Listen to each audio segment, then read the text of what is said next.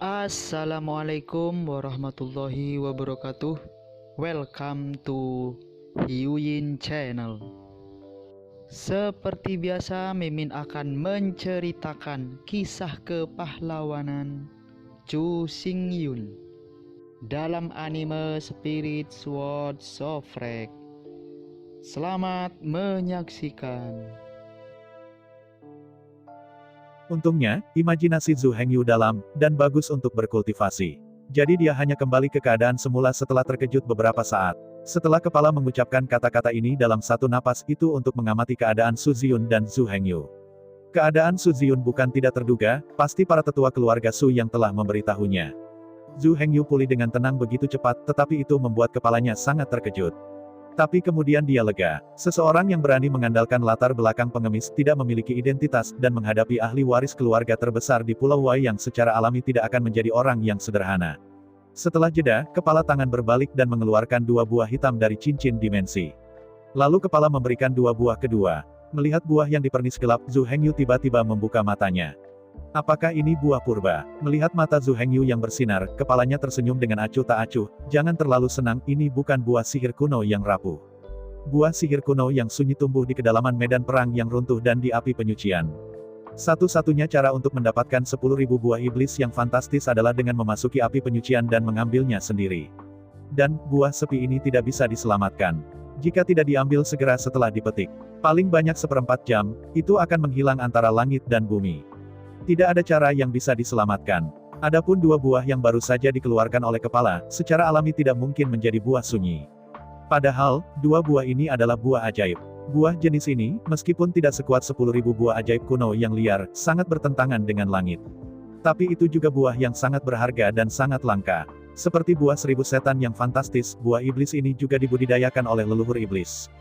Jika Anda ingin mendapatkan buah iblis-iblis, Anda harus terlebih dahulu mengambil buah iblis. Kalau tidak, tubuh fana klan domba iblis tidak bisa bertahan hidup di api penyucian sama sekali. Begitu saya memasuki api penyucian, saya takut dia akan terbakar menjadi abu oleh api-api penyucian.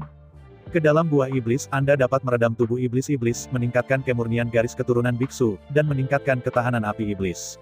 Setelah sepenuhnya mencerna dan menyerap buah iblis, Anda bahkan dapat menarik kekuatan api dan mengubahnya menjadi kekuatan Anda sendiri. Buah pesona tidak diizinkan untuk diungkapkan. Kamu bisa memakannya langsung di sini. Kepala memandang keduanya dan berkata. Su Ziyun mendengarkan kepalanya dan makan tanpa ragu-ragu. Zhu Hengyu menatap buah ini dengan hati-hati dengan rasa ingin tahu. Buah yang mempesona itu tidak besar, hanya seukuran kenari, jadi Su Ziyun bisa menelannya langsung dalam satu gigitan. Buah itu sendiri sangat gelap.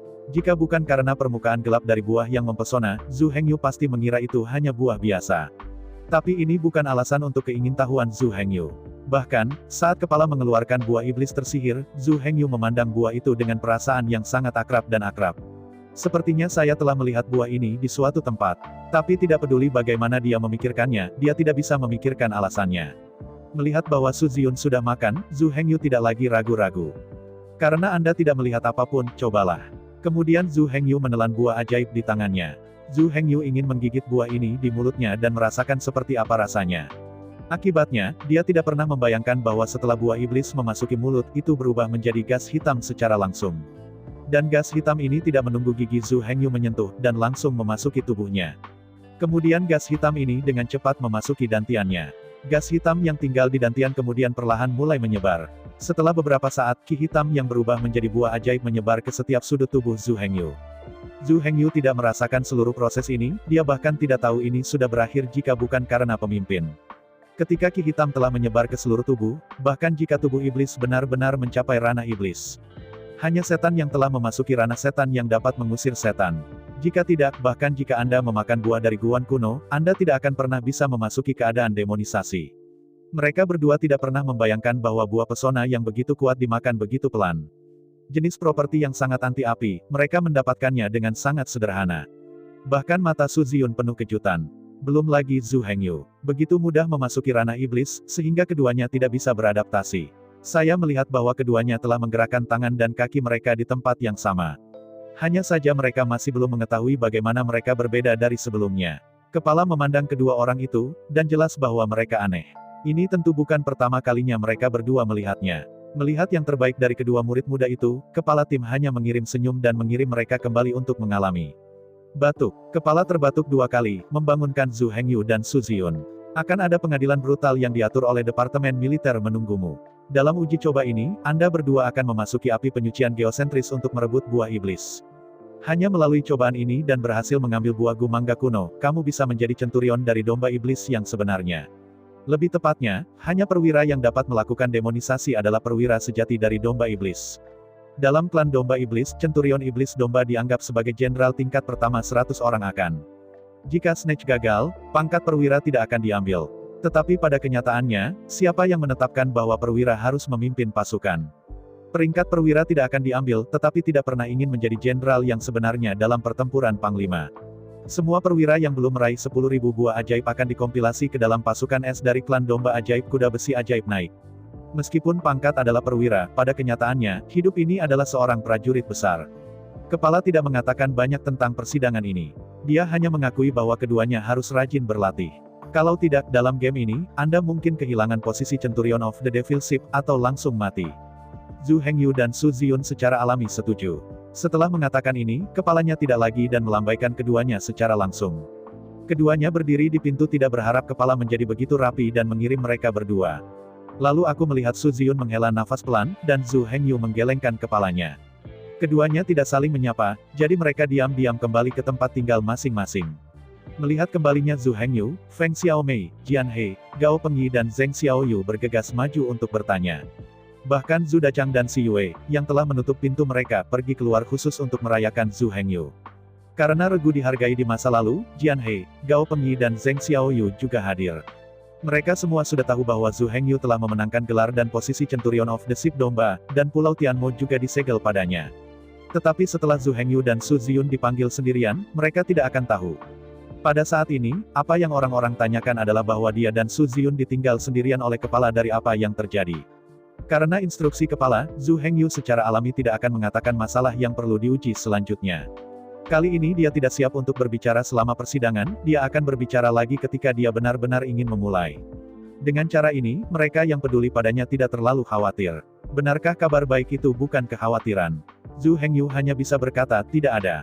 Kepalanya hanya untuk menenangkan keluhan antara aku dan Su Ziyun. Apakah itu mereda? Zhu Xiaomei bertanya pada Zhu Hengyu dengan tatapan ingin tahu. Saya melihat Zhu Hengyu merentangkan tangannya dan membuat wajah tak berdaya dan berkata tidak. Semua orang mendengar kekecewaan. Tapi Zheng Xiaoyu dan Si Yue melihat kerutan di ekspresi Zhu Hengyu. Mereka semua melihat Zhu Hengyu menyembunyikan sesuatu. Hanya saja Zhu Hengyu tidak mengatakan bahwa mereka secara alami tidak akan bertanya. Mereka tahu bahwa Zhu Hengyu adalah seseorang dan dapat menyembunyikan hal-hal dari mereka, hal-hal yang tidak bisa dikatakan Zhu Hengyu. Jadi kedua wanita itu hanya bisa mendesah pada akhirnya dan menaruh masalah ini di hati mereka. Zhu Hengyu secara alami juga memperhatikan perubahan ekspresi Zheng Xiaoyu dan Si Yue. Itu hanya rahasia tentang seluruh iblis, dia benar-benar tidak bisa mengatakannya dengan santai. Melihat ekspresi kecewa semua orang, Zhu Hengyu tertawa kecil, tidak perlu keberatan. Kami tidak takut dengan keluarga Su. Melihat penampilan Zhu Hengyu yang percaya diri, hati orang lain lega. Zhu Hengyu adalah pendukung mereka saat ini, selama Zhu Hengyu tidak panik, mereka tidak akan panik sama sekali. Kemudian suasana kembali normal, dan Zhu Hengyu dan Zhu Xiaomei mulai memasak untuk semua orang. Zhu Dachang tidak tahan, dan dia meminta Zhu Hengyu jenis anggur yang mengandung biji-bijian dan arwah. Sejak terakhir kali saya minum anggur yang baik ini, Zhu Dachang tidak pernah melewatkannya. Karena alasan ini, dia memberinya nama untuk anggur yang tidak disebutkan namanya, yang disebut Nian tidak pernah lupa anggur. Hanya saja semua orang mengira nama itu terlalu panjang, sehingga mereka mengambil kata, rekal, dan lupa, sebagai namanya. Jadi nama akhir dari anggur jenis ini diputuskan untuk melupakan anggur. Semua orang sangat puas dengan namanya, hanya Zhu Dachang yang bergumam bahwa namanya menyenangkan. Zhu Dachang dengan cemas mendesak Zhu Hengyu untuk mengambil anggur. Hanya Zhu Hengyu yang tertawa dan berkata, aku belum bisa memberikannya padamu. Aku khawatir kamu tidak bisa tidak minum kecuali melayani. Ketika piring tidak siap, kamu akan jatuh, bagaimana itu baik? Setelah menghentikan ejekan Zhu Hengyu, Zhu Dachang pura-pura marah, kentut. Apakah jumlah anggur Zhu Dachang hanya sedikit? Zhu Dachang tidak yakin, dan bahkan menantikan yang lain di sekitarnya, berharap orang lain akan setuju dengannya. Hanya semua orang akhirnya mengangguk dan berkata, ya, kamu hanya punya sedikit anggur. Melihat semua orang mengatakannya, momentum Zhu Dachang langsung jatuh. Kenapa aku begitu buruk? Zhu Dachang berbisik dengan kepala tertunduk. Melihat penampilan lucu Zhu Dachang, semua orang tertawa. Zhu Hengyu membawa Zhu Xiaomei ke dapur untuk memasak. Ada 2 orang yang bekerja, dan tak lama kemudian makanan sudah siap. Semua orang bermain-main lagi. Tapi kali ini, beberapa gadis tahu betapa dahsyatnya kelupaan ini, dan mereka tidak berani meminumnya seperti terakhir kali. Kali ini, ketiga gadis itu hanya mengklik sampai akhir. Zhu Dachang dan Jian He berbeda dari Gao Pengyi. Mereka bertiga masih menyebalkan. Bahkan mereka bertiga tidak bersenang-senang, dan mereka menarik Zhu Hengyu di jalan. Akhirnya, tanpa kecelakaan, Zhu Dachang, Jian He, dan Gao Pengyi kembali mabuk. Zhu Hengyu hanya bisa mengirim orang-orang ini kembali dengan senyum pahit. Gadis-gadis baru saja kembali kali ini. Setelah jamuan makan pergi, setelah Zhu Hengyu membebaskan ketiga pria itu, Zhu Xiaomei tertidur karena kekuatannya yang tak terkalahkan. Pada saat ini, malam itu sunyi, Zhu Hengyu kembali ke kamar dan mulai belajar pesona. Jelas, hanya memikirkan pesona di hatimu tidak memiliki efek sama sekali. Dengan cara ini, Zhu Hengyu perlu mencoba. Tapi kepala itu tidak memberikan petunjuk sedikit pun, Zhu Hengyu tidak tahu bagaimana membuat dirinya terpesona. Tetapi bahkan tanpa diminta, Zhu Hengyu dapat menganalisisnya. Karena kepala tidak memberikan petunjuk, pesona ini jelas bukan hal yang sulit. Jika itu adalah hal yang sulit, bahkan jika kepala tidak memberi petunjuk, itu pasti akan memberitahu mereka bahwa sangat sulit untuk dipikat. Sekarang kepala tidak mengatakan bahwa itu sulit, artinya, ini adalah hal yang sangat sederhana. Tetapi sejauh mana itu sangat sederhana, Zhu Hengyu tidak mengetahuinya sebelum dia belajar untuk memikatnya. Selain itu, kepala itu tidak memberitahu mereka cara mendapatkan sihir. Menurut dugaan Zhu Hengyu, seharusnya tidak ada rutinitas yang tetap untuk pesona. Oleh karena itu, tidak ada cara bagi master untuk secara langsung memberitahu mereka trik yang terpesona. Secara umum, pesona ini adalah hal yang sangat sederhana, tetapi tidak ada rutin yang tetap. Ini menyedihkan bagi Zhu Hengyu. Ada begitu banyak hal sederhana, bagaimana ia bisa yakin hal sederhana mana yang akan membuatnya terpesona? Setelah berpikir keras selama 1 malam, Zhu Hengyu akhirnya tidak menemukan apapun. Akhirnya, Zhu Hengyu melewatkan pikirannya dan mulai mencoba berbagai metode. Karena ini adalah masalah yang sederhana, Zhu Hengyu secara alami dimulai dengan hal-hal sederhana dan gerakan dalam kehidupan sehari-hari. Dini hari berikutnya, Zhu Hengyu bangkit dan mulai mengambil air untuk dimasak. Kemudian dia menelepon Zhu Xiaomei lagi, mereka sarapan bersama dan mengobrol sebentar. Semuanya jarang dan biasanya sederhana. Tapi Zhu Hengyu tidak berubah sama sekali. Dia masih terlihat seperti itu, tanpa tanda-tanda pesona. Segera hari yang tenang dan sederhana berlalu. Saat makan malam, Zhu Xiaomei akhirnya menemukan anomali Zhu Hengyu dan secara tidak sengaja bertanya, "Saudaraku, apa bedanya kamu hari ini?" Menghentikan kata-kata Zhu Xiaomei, Zhu Hengyu mengerutkan kening dan bertanya dengan aneh, "Apa yang berbeda?" Saya melihat Zhu Xiaomei menatap Zhu Hengyu dengan hati-hati untuk sementara waktu, kemudian menatap bintang-bintang di langit dan akhirnya menggelengkan kepalanya dan berkata, "Saya tidak tahu apa yang berbeda. Pokoknya, aku hanya berpikir kamu berbeda dari orang biasa." Ketika Zhu Hengyu diingatkan oleh Zhu Xiaomei, dia sepertinya memikirkan sesuatu. Dia berpikir bahwa dia mungkin telah melakukan sesuatu yang terlalu sederhana dengan sengaja, sehingga dia akan menjadi sedikit tumpul. Seperti Zhu Xiaomei katakan, kesengajaan ini tidak lagi seperti dirinya.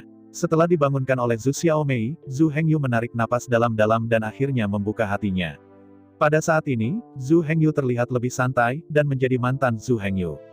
Zhu Xiaomei memandang Zhu Hengyu, dan kemudian mengangguk puas, "Ini saudaraku Hengyu."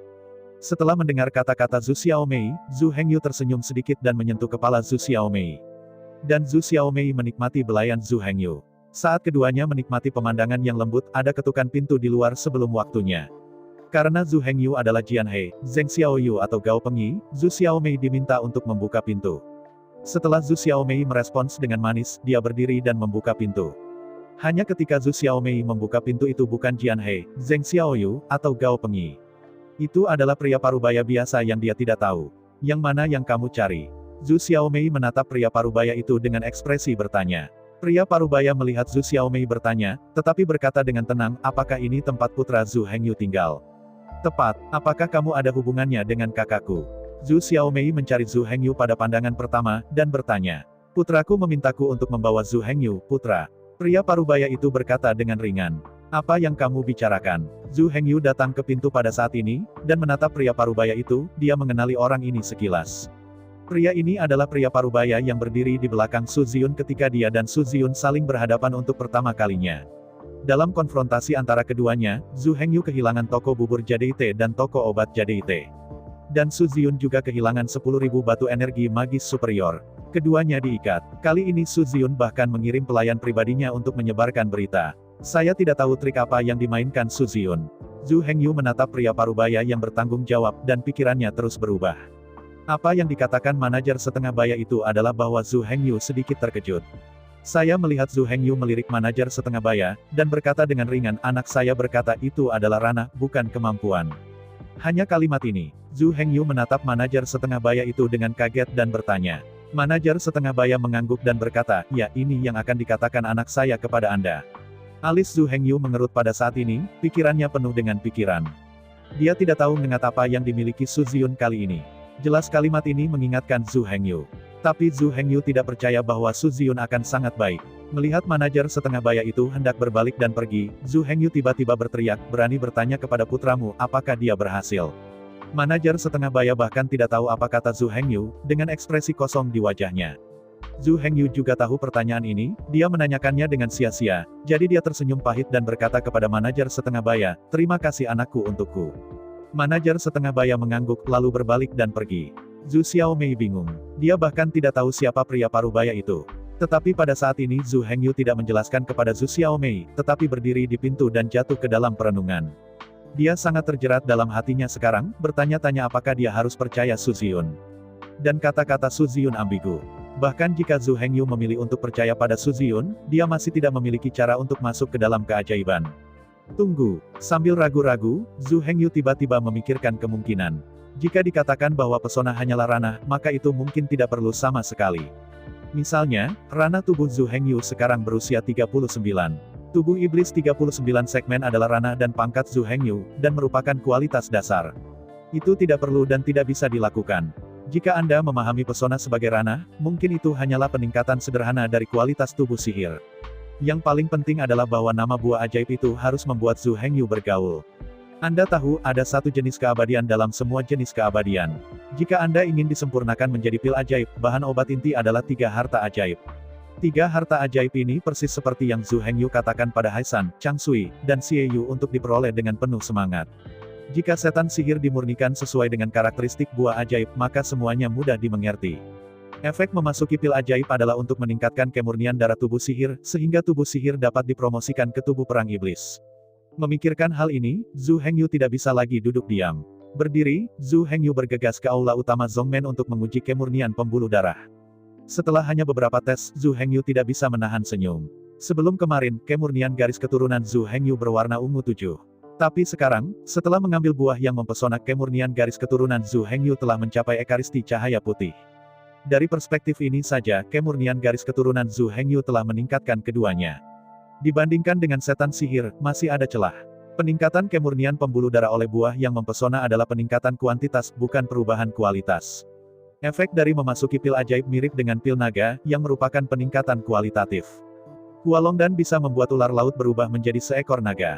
Dan efek memasuki pil ajaib dapat membuat tubuh iblis mempromosikan dari tubuh cahaya putih ke tubuh perang iblis. Karena itu, sejauh menyangkut kemurnian pembuluh darah, jelas buah iblis tidak sebagus iblis. Setelah semua pil iblis dibuat dari 3 harta karun. Salah satu dari keabadian dalam 3 harta sihir ini mungkin tidak kalah dengan keabadian. Namun, jangan salah paham. Meskipun buah iblis tidak sebaik iblis dalam meningkatkan kemurnian pembuluh darah, jelas salah untuk mengatakan bahwa iblis itu miskin. Fungsi terbesar dari buah mempesona sebenarnya adalah untuk memberikan ketahanan api super. Setelah mengambil buah ajaib, ketahanan tubuh sihir terhadap api akan sangat meningkat. Anda bahkan dapat menarik kekuatan dari api dan mengubahnya menjadi kekuatan tempur Anda sendiri. Bersemangat, Zhu Hengyu memanggil api magis. Berdiri di lautan api, Zhu Hengyu merasakannya dengan hati-hati. Cukup yakin, energi magis yang berapi-api digunakan untuk membakar, tapi sekarang sangat hangat. Ketahuilah bahwa kobaran api yang Anda buat sendiri dapat membahayakan diri Anda sendiri. Alasan mengapa Zhu Hengyu bisa berdiri di lautan api dan berjalan sepanjang jalan bukan karena ketahanan nyalanya yang tinggi. Bahkan, Zhu Hengyu menggunakan kekuatan sihirnya yang mengerikan untuk membersihkan api magis di sekujur tubuhnya. Bukan karena api tidak membakar dia, tetapi bahwa dia tidak berdiri di atas api sama sekali. Ini adalah kasus di dunia ini. Pisau Anda sendiri akan sakit dan mati jika Anda memotongnya sendiri. Biasanya, situasi ini disebut melukai diri sendiri dan bunuh diri. Jika Zheng Xiaoyu melemparkan api sihir yang meledak di bawah kakinya, maka dia dan orang-orang di sekitarnya akan meledak menjadi sampah. Buah ajaib ini, selain meningkatkan kemurnian darah tubuh sihir, Efek terbesar adalah meningkatkan resistensi api. Berdiri dalam nyala energi sihir yang terkondensasi oleh diri sendiri. Zhu Hengyu tidak hanya akan merasakan bahaya nyala api, tetapi ia juga merasa sangat hangat. Api menyala, di sepanjang pori-porinya, mengebor ke tubuh iblisnya. Api yang tak habis-habisnya memberikan kekuatan besar bagi Zhu Hengyu. Tubuh iblis Zhu Hengyu sebenarnya tidak kuat dan cepat. Namun, setelah menyerap kekuatan nyala api magis, kekuatan Zhu Hengyu menjadi lebih besar dan kecepatannya menjadi lebih cepat. Meski bicara sementara, kenaikannya tidak besar. Mungkin hanya meningkatkan kekuatan dan kecepatan tubuh sihir sekitar 30%. Namun meski begitu, itu sudah cukup gila. Yang dikagumi menghirup nafas, dan untuk sesaat, Zhu Hengyu tidak bisa menahan senyum. Buah ajaib ini, efeknya terlalu anti-celestial. Sangat meningkatkan kemurnian garis keturunan Zhu Hengyu, serta ketahanan api. Di antara mereka, tahan api adalah yang paling penting.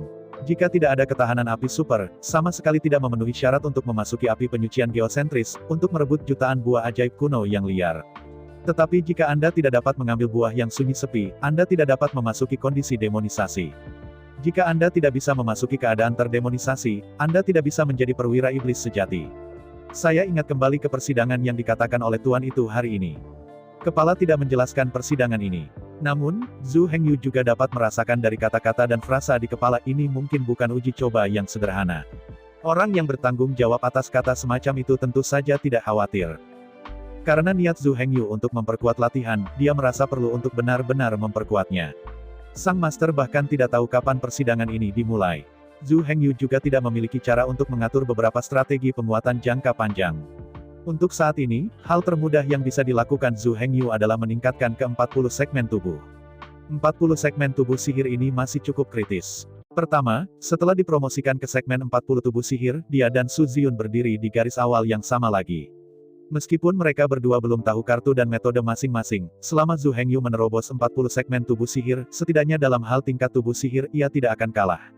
Tapi sekarang Zhu Hengyu telah mengalami hambatan lagi. Dia terjebak di puncak paragraf 39 tubuh. Ini adalah masalah Zhu Hengyu sendiri, yang merupakan hambatan yang dihadapi setiap orang dalam kultivasi mereka. Kemacetan ini sebenarnya tidak sulit bagi Zhu Hengyu. Selama Anda tenang dan Anda tidak peduli tentang apapun, setelah beberapa tahun berlatih, kemacetan ini secara alami akan pecah. Tapi sekarang waktu sudah hampir habis, Zhu Hengyu hanya bisa memilih metode lain untuk memaksa terobosan. Cara yang paling langsung adalah melalui keabadian. Dinilai oleh bakat alkimia Zhu Hengyu, dia tentu saja tidak perlu keluar untuk membeli. Namun, jika dia datang untuk memperbaikinya sendiri, dia harus mempertimbangkan keabadian apa yang akan digunakan. Akhirnya setelah pencarian Zhu Hengyu di kepalanya, nama obat mujarab perlahan muncul di benaknya. Tianmo Jiangyun Pill. Obat mujarab ini adalah obat tambahan yang membantu menembus kemacetan antara tanggal 30 dan ke-40. Obat ini tidak berguna untuk kemacetan di atas 40 paragraf, dan untuk kemacetan besar di 30 paragraf. Tapi ini persis apa yang Zhu Hengyu butuhkan. Sekarang karena obat mujarab telah ditunjuk, Zhu Hengyu secara alami tidak menunda untuk sementara waktu, dan dia siap untuk mulai memperbaiki secara langsung. Hanya setelah Zhu Hengyu mencari melalui cincin dimensionalnya beberapa kali dia menemukan bahwa bahan obat utama hilang dari tangannya. Nama bahan obat ini adalah Jiangyun Chao, yang merupakan alasan utama iblis Jiangyun dan hari ini. Karena hanya sedikit orang yang akan mengalami hambatan antara paragraf 30 dan 40 hingga 40, hanya obat mujarab semacam ini yang bisa membantu menembus kemacetan di setan ini. Pada akhirnya, Zhu Hengyu tidak punya pilihan selain memilih untuk kembali ke Pulau Setan. Ada banyak bahan obat di sana, dan pasti ada rumput Jiangyun yang dia butuhkan. Sebenarnya, Zhu Hengyu dapat dibeli di Zhongmen, tetapi dia tidak melakukannya. Karena Zhu Hengyu juga memiliki pertimbangan sendiri. Pertama-tama, sebagai ramuan obat kelas 3, rumput Crimson pasti mahal di sekte. Meskipun Zhu Hengyu tidak kekurangan uang, dia tidak ingin menjadi ketidakadilan. Jelas dia memiliki bahan obat semacam ini, dan dia masih harus keluar untuk membelinya, bukankah itu Langji? Kedua, setelah Zhu Hengyu kembali ke Pulau Tianmo, ia akan memilih untuk mundur ke sana secara langsung. Ketika tingkat tubuh iblis meningkat menjadi 40, ia akan memperbaiki pil naga untuk Haisan segera. Lagi pula, aku berjanji akan melintasi gunung-gunung. Dan Haisan mendapatkan Hualongdan lebih awal, dan kekuatannya meningkat secara kualitatif 1 hari sebelumnya, sehingga dia bisa melakukan lebih banyak untuknya. Sekarang mereka semua sendiri, Zhu Hengyu secara alami tidak bisa memperlakukannya dengan buruk. Memikirkan hal ini, Zhu Hengyu tidak lagi menunda waktu. Bahkan jika itu malam, Zhu Hengyu harus pergi. Waktu tidak menunggu siapapun, siapa yang tahu kapan persidangan akan dimulai, Zhu Hengyu hanya bisa melakukannya sesegera mungkin. Kemudian, setelah meninggalkan surat kepada Zhu Xiaomei, Zhu Hengyu langsung pergi ke pelabuhan di bulan, dan langsung ke laut. Karena Pulau Anting terpencil, sangat sedikit kapal yang lewat di sana. Karena itu, Zhu Hengyu hanya bisa mengirimnya harga besar. Di bawah godaan pengembalian tinggi, beberapa orang setuju untuk mengirim Zhu Hengyu perjalanan khusus. Dan di tengah jalan, Zhu Hengyu tiba-tiba teringat lelaki kecil gemuk Fan Xian. Semua Zhu Hengyu mengirim kapal ke Pulau Haihui lagi. Fan Xian pertama kali melihat Zhu Hengyu datang, dan beberapa tidak menanggapi, tetapi kemudian dia menyapa Zhu Hengyu dengan wajah hangat. Zhu Hengyu tidak berangkat dengan Fan Xian ke, dia langsung mengatakan apa yang terjadi hari ini. Kali ini Zhu Hengyu datang ke Fan Xian hanya untuk satu tujuan, yaitu, untuk melihat apakah dia telah mengumpulkan Hualong Sibao lagi. Fan Xian melihat Zhu Hengyu bertanya, hehe tersenyum, dan membawa Zhu Hengyu ke ruang koleksinya. Setelah Fan Xian mencari-cari di sudut, dia langsung mengeluarkan 8 botol batu giok.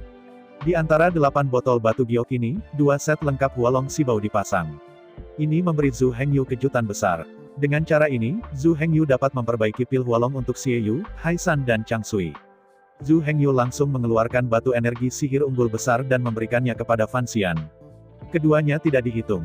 Fan Xian menerima sebanyak yang Zhu Hengyu keluarkan. Zhu Hengyu menyimpan 4 harta Hualong dan sangat memuji Fan Xian, lalu pergi ke Pulau Tianmo. Melihat Zhu Hengyu berdiri di depan, kepala desa tua itu sedikit terkejut. Dia tidak mengharapkan Zhu Hengyu untuk kembali ke setan domba setan hanya 4 atau 5 hari kemudian. Untuk ini, Zhu Hengyu secara alami menjelaskan kepada kepala desa tua secara rinci. Setelah mendengarkan kepala desa tua, dia dengan cepat mengirim seseorang untuk mendapatkan Zhu Yunchao dari Zhu Hengyu. Setelah itu, Zhu Hengyu tidak menyapa Lian Ming dan Kapten Lama dan langsung pergi ke ruang alkimia. Metode pemurnian Zhu Hengyu masih luar biasa. Tetapi poin yang paling menyebalkan adalah bahwa setiap kali dia menggunakan imajinasinya untuk memperbaiki keabadian, dia akhirnya bisa berhasil. Dan obat yang dimurnikan harus menjadi obat-obat 9 teratas. Bakat alkimia ini tidak memiliki alasan. Saat api sihir perlahan padam, Tianmo Jiangyun dan juga dimurnikan. Setelah Zhu Hengyu mengeluarkan eliksir dan menghargainya, dia menelannya langsung ke perutnya. Tak perlu dikatakan, efek obat tingkat 9 ke 9 kelas 3 adalah alami. Setelah kejutan siang dan malam, Zhu Hengyu berhasil menerobos ke 40 bagian tubuh. Setelah mencapai 40 bagian tubuh sihir, Zhu Hengyu merasa seolah-olah dia telah memasuki dunia yang sama sekali baru. Meskipun hanya ditingkatkan untuk sementara waktu, kali ini perbaikan memiliki peningkatan kualitatif pada daging. Pada saat ini, Zhu Hengyu membuat lompatan terlepas dari kecepatan, kekuatan, dan pengamatan yang sebenarnya. Zhu Hengyu yakin bahwa kepala desa tua saat ini tidak dapat memegang 10 putaran di bawah tangannya. Belum lagi orang-orang lain yang belum menembus 40 segmen tubuh sihir. Bahkan dengan kekuatan daging saja, Zhu Hengyu dapat dengan mudah menang. Tapi Zhu Hengyu saat ini tidak punya waktu untuk mencoba kekuatan tempurnya. Karena selanjutnya dia harus terus memperbaiki obat mujarab. Setelah naik ke bagian ke-40 dari tubuh sihir, Zhu Hengyu bahkan tidak berjalan keluar dari ruang alkimia, dan dia mulai memperbaiki pil naga kimia.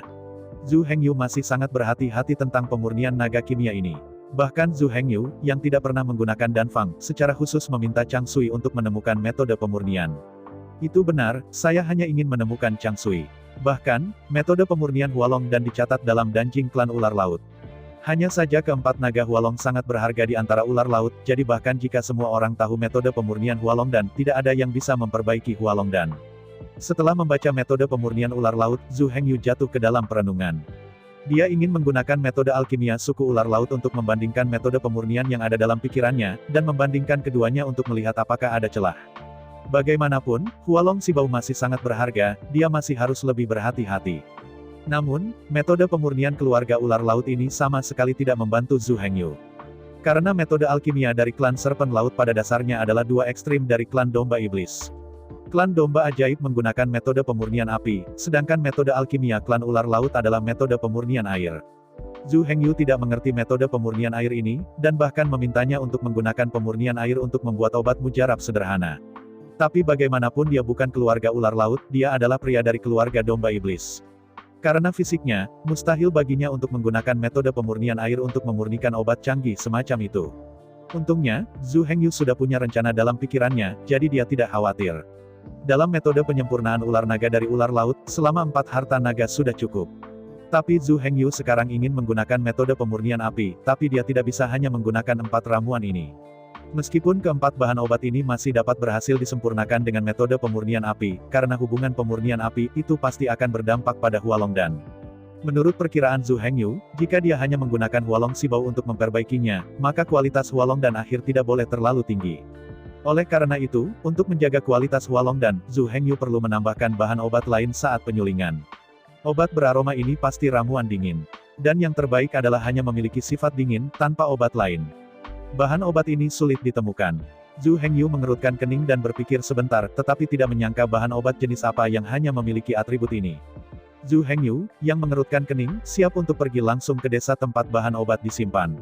Sekarang setelah pengaturan kepala desa tua, bahan obat ini telah dimasukkan ke gua kriolite bawah tanah. Zhu Hengyu baru saja tiba di pintu tambang dan sangat gembira, dan dia langsung kembali ke ruang alkimia.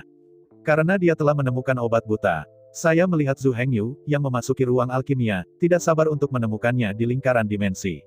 Segera setelah itu, Zhu Hengyu mengeluarkan obat yang beraroma dingin.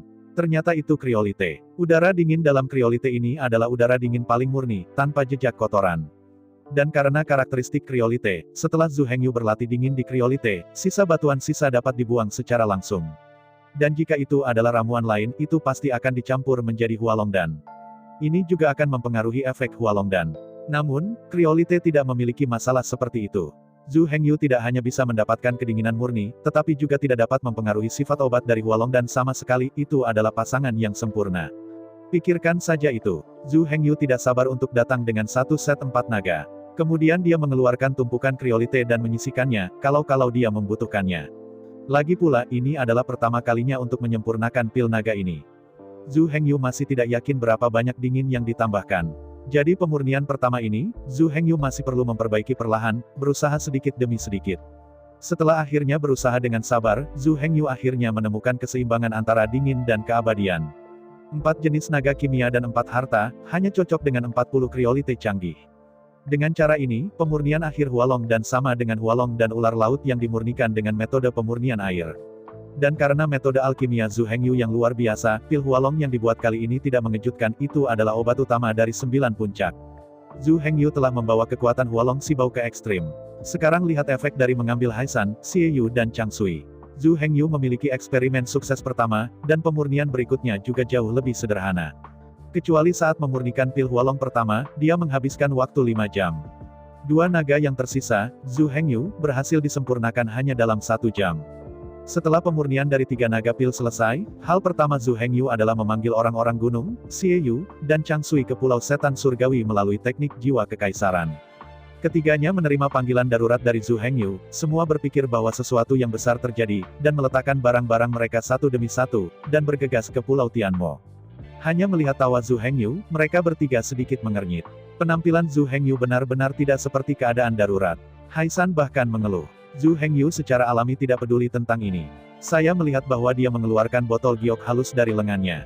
Melihat botol giok ini, Haisan mengerutkan kening, dan dia pikir Zhu Hengyu ingin makan lemak. Hanya 1 dari 4 naga Hualong yang diberikan kepadanya sebagai hadiah hiburan. Jika itu masalahnya, meskipun Haisan tidak akan memalingkan wajahnya, tapi dia bisa menganggap Zhu Hengyu sebagai penjahat yang makan kata-kata. Zhu Hengyu secara alami melihat alis Haisan berkerut. Dia sudah menebak apa yang dipikirkan Haisan. Zhu Hengyu tidak lagi menjual guanzi, dan langsung melemparkan botol batu giok ke Haisan. Haisan menatap botol giok di tangannya, wajahnya penuh rasa ingin tahu. Zhu Hengyu memberi isyarat kepadanya untuk membukanya. Haisan tidak lagi ragu-ragu dan membuka botol giok di tangannya. Dan ketika botol giok terbuka, ketiganya langsung terpana. Apa yang ada di dalam adalah Hualongdan yang mereka impikan. Melihat Hualongdan, Haisan bodoh. Meskipun Haisan berasal dari keluarga kerajaan, dia tidak pernah berharap bahwa suatu hari dia akan memiliki kesempatan untuk mengambil Hualongdan yang sangat berharga ini. Anda tahu, bahkan pangeran keluarga ular laut tidak pernah mengambil Hualongdan. Belum lagi pangeran keduanya yang tidak penting. Pada saat ini, Haisan telah menutupi mulutnya dan mulai tersedak. Di dunia ini, bahkan ayahnya tidak begitu baik padanya. Selain ibunya, Zhu Hengyu adalah orang pertama di dunia ini yang begitu baik padanya. Dengan kedua tangan bergetar, dia memegangi Hualongdan, dan untuk sesaat, Haisan tidak bisa menahan tangis dan tangisan.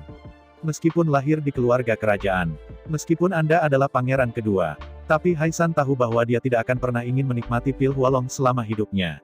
Belum lagi bahwa tidak ada kelebihan Hualongdan, bahkan jika ada kelebihan Hualongdan itu pasti akan disimpan dan dicadangkan untuk generasi pangeran berikutnya. Bukan gilirannya untuk mengingini pangeran kedua yang tidak dihargai. Untuk ular laut, mimpi terbesar adalah menjadi Jackie Chan dan memiliki tubuh pertempuran naga nyata. Setelah Anda memiliki naga sungguhan, kemudian bekerja sama dengan keracunan ras ular Shanghai. Di antara mereka, mereka akan menjadi makhluk paling sombong di dunia. Di dunia ini, Duron tidak memiliki musuh alami. Di dunia ini, Duron adalah musuh alami semua makhluk hidup. Melihat gunung yang menangis, Zhu Hengyu menghela nafas dengan lembut mengulurkan tangannya dan menepuk-nepuk jahitan di bahu.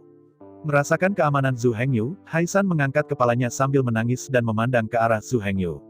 Melihat gunung laut dengan air mata di matanya, Zhu Hengyu berkata, "Aku tidak akan mengatakan apa-apa lagi, ayo."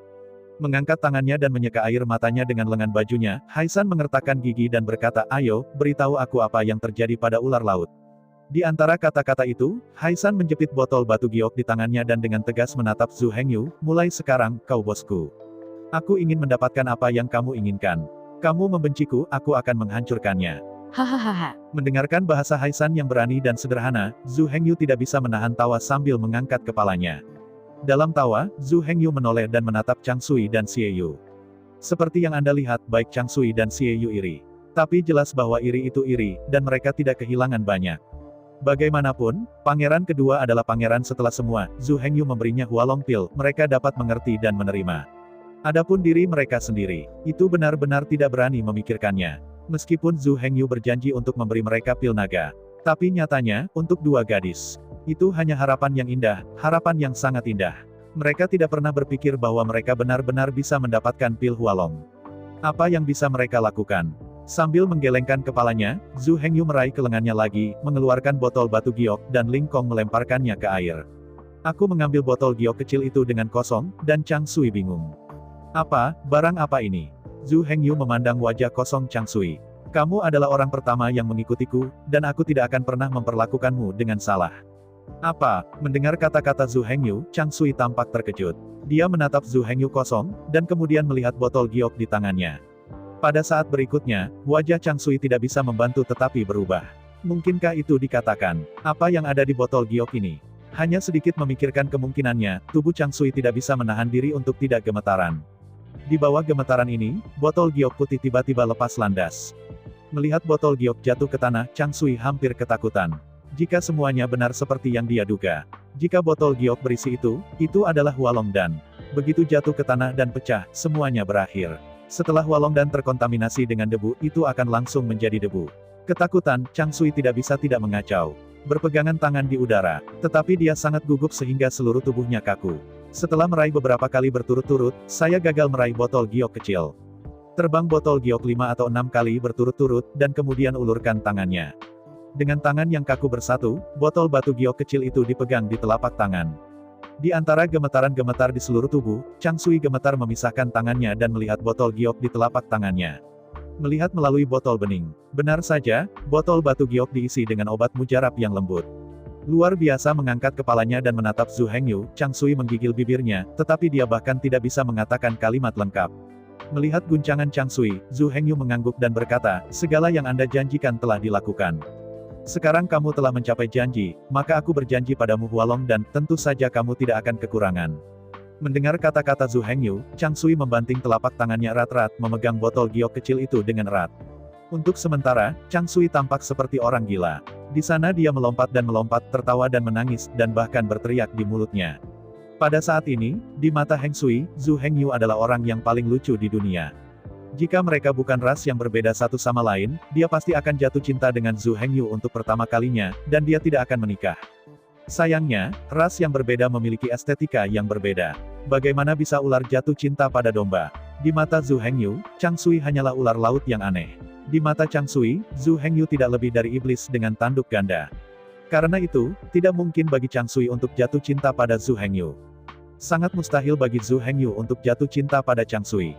Ini seperti manusia yang tidak bisa jatuh cinta pada domba atau ular. Berbagai ras, bagaimana cara mencintai? Meskipun semuanya serba absolut. Meskipun ada sedikit cinta lintas ras, itu memang ada. Sangat disayangkan bahwa Zhu Hengyu maupun Chang Sui tidak akan memiliki ide seperti itu. Berbeda ras, tidak ada cara untuk mencintai. Kasih sayang Chang Sui terhadap Zhu Hengyu sebenarnya adalah cinta, kekaguman, dan penyembahan. Tapi tidak ada cinta di antara kedua jenis kelamin. Setelah melihat foto-foto di sekitarnya, Zhu Hengyu tidak bisa menahan tawa. Haisan memeluk botol giok, menangis di sana menangis. Chang Sui memeluk botol batu giok, berteriak dan melompat ke sana, seperti orang gila. Hanya Xie Yu yang melihat keduanya dengan iri, dan tetap diam. Sambil menghela nafas, Zhu Hengyu memandang Xie Yu Dao, waktu kamu bergabung pendek. Setengah jalan dari kata-kata Zhu Hengyu, Xie Yu menggelengkan kepalanya dan berkata, aku tahu, aku tidak memiliki bakat pangeran kedua, atau kasih sayang antara Chang Sui dan kamu. Tapi, dia meremas tinjunya dengan keras, dan Xie Yu dengan berani menatap Zhu Hengyu, aku pasti akan bekerja lebih keras di masa depan. Aku percaya bahwa selama aku membayar, kamu tidak akan memperlakukanku dengan buruk. Setelah mendengar kata-kata Xie Yu, Zhu Hengyu tidak bisa membantu tetapi tertegun. Jelas, Xie Yu berpikir bahwa Zhu Hengyu tidak akan memberinya Longdan lagi. Haisan mendapatkan Hualongdan karena potensinya yang tinggi dan layak dibeli. Chang Sui mendapatkan Hualongdan karena keduanya memiliki hubungan yang baik dan adalah veteran pegunungan. Adapun Xie Yu, dari sudut pandangnya sendiri, dia hanya nenek kecil yang menyedihkan yang tidak terluka dan paman tidak mencintai. Bagaimana mungkin Zhu Hengyu memberinya Hualongdan yang begitu berharga? Masih kalimat itu bagaimana dia bisa? Melihat kehilangan Xie Yu, Zhu Hengyu menggelengkan kepalanya. Awalnya, dia juga berniat untuk mendorongnya. Tapi sekarang sepertinya itu tidak perlu sama sekali. Mencapai ke dalam pelukannya, Zhu Hengyu mengeluarkan botol giok ketiga, dan Ling Kong melemparkannya ke Xie Yu. Meskipun dikatakan bahwa yang jahat tidak bisa mengambil botol jade, botol giok bisa jatuh ke tanah. Namun faktanya, bagaimana jika itu jatuh ke tanah? Kekerasan batu giok sangat tinggi, yang sangat mudah pecah. Bahkan jika aku sengaja jatuh, aku khawatir itu tidak akan pecah. Tanpa sadar mengambil botol giok, mata Xie Yu melebar ke batas.